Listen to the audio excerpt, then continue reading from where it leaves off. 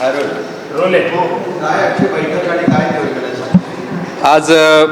छत्रपती संभाजीनगर जिल्हा परिषदची निवडणूकची तयारी आमची सगळे प्रचार आणि सगळ्या नियोजन सुरू आहे आणि त्याची पक्ष संघटन म्हणून काय रचना, काय प्रचाराची व्यवस्था आहे, काय कुठे कमी पडतोय या सगळ्यांच्या आढावा घेण्यासाठी म्हणून माननीय प्रदेशाध्यक्ष रवींद्र चव्हाण साहेबांचं आज शहरात आलेले आहेत. त्यांच्यासोबत आत्ता या सगळ्या निवडणुकीमध्ये काम करणाऱ्या प्रभारींच्या सोबत आत्ता माननीय प्रदेशाध्यक्ष बसणार आहेत आणि एकूणच जिल्हा म्हणून काय तयारी करतोय आम्ही तर त्याचा आढावा घेणार आहे. त्यातल्या काही सूचना आम्हाला येणार आहेत. अजून पुढची रणनीती कशी आखायची.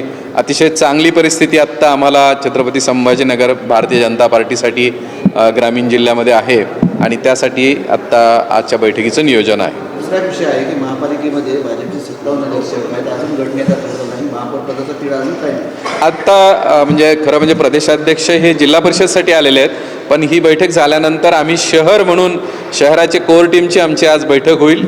त्यात आमचे गटनेता, महापौर ही बाकीचे नावं आम्ही ठरवू. त्यात आमचा एक निर्णय होईल आणि तो निर्णय आम्ही प्रदेशाला कळवू.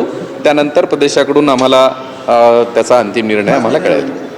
हां, आमच्या कोर टीमचा आज निर्णय झाला की आम्ही प्रदेशाला कळवल्यानंतर आम्हाला तो अंतिम आदेश आज कळेल. उद्या किंवा परवा आम्ही गटस्थापना करू.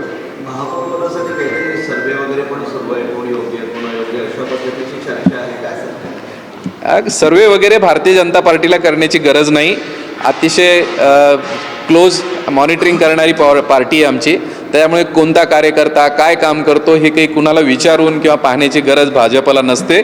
अतिशय बारीक लक्ष प्रत्येक कार्यकर्त्यावर असतं. प्रत्येकाची कार्यक्षमता पक्षाला माहीत असते. त्याच्यामुळे आमची यंत्रणा खूप सक्षम आहे आणि त्याच्यामुळे असा कुठलाही सर्वे आम्ही करत नाही. आम्हाला प्रत्येक कार्यकर्त्याचं बळ, ताकद आणि तो कोणत्या पदाला योग्य आहे याची सगळी कल्पना आम्हाला आहे.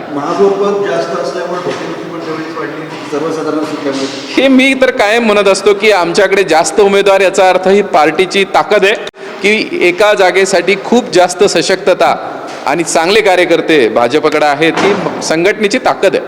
परंतु सर्वसाधारण महापौर सुटल्यानंतर 57 तुमच्याकडे नगरसेवक आहेत, कोण महापौर करायचा मोठा पेच तुमच्यापुढे निर्माण झाले आहे. पेच नसतो, निर्णय करायचा असतो. ती कोर टीमची यंत्रणा, पक्षाची एक रचना ठरलेली आहे आणि त्या कोर टीममध्ये मिळून आमचा निर्णय आम्ही करू. त्याला काही पर्याय निघतात का, एक मत होतं की अनेक मत होतात ते त्या बैठकीनंतर मी आपल्याला कळवतो. 3 नावं निवडल्याची सुद्धा चर्चा आहे. नाही, असं आत्ता बैठकच झाली नाही तर नावं निवडण्याचा प्रश्न येत नाही.